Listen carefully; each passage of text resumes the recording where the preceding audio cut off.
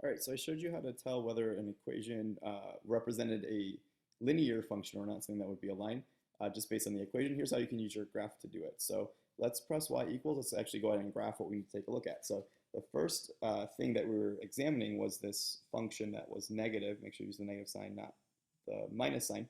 So subtraction sign. So negative x squared minus 2x. We already know that this one was not linear based on what we talked about a moment ago. But let's go ahead and take a look at what the graph looks like. So there's my equation typed in. Go ahead and hit graph. And you can see that, yeah, no way is that going to be a line. That's something called a parabola, but it is not linear.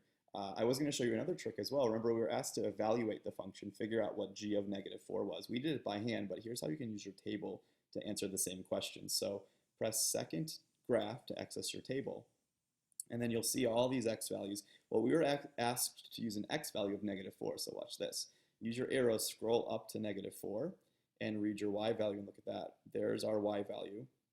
Without doing any work, it's a great way to check your answer to make sure you were right. We plugged in -4, we got -1 out as an answer. And we can do the same thing for the second equation. So I pressed y equals, I'm going to clear out what I just typed in. I'll type in just to test whether it's a line or not, even though we know it is, because of that previous conversation. 5x plus 8, I'll hit graph and take a look, and voila, there's my line. So it is linear. If I want to evaluate this without doing it by hand, I'll check my table, press second and graph. Again, look up -4, and there's our answer, -12.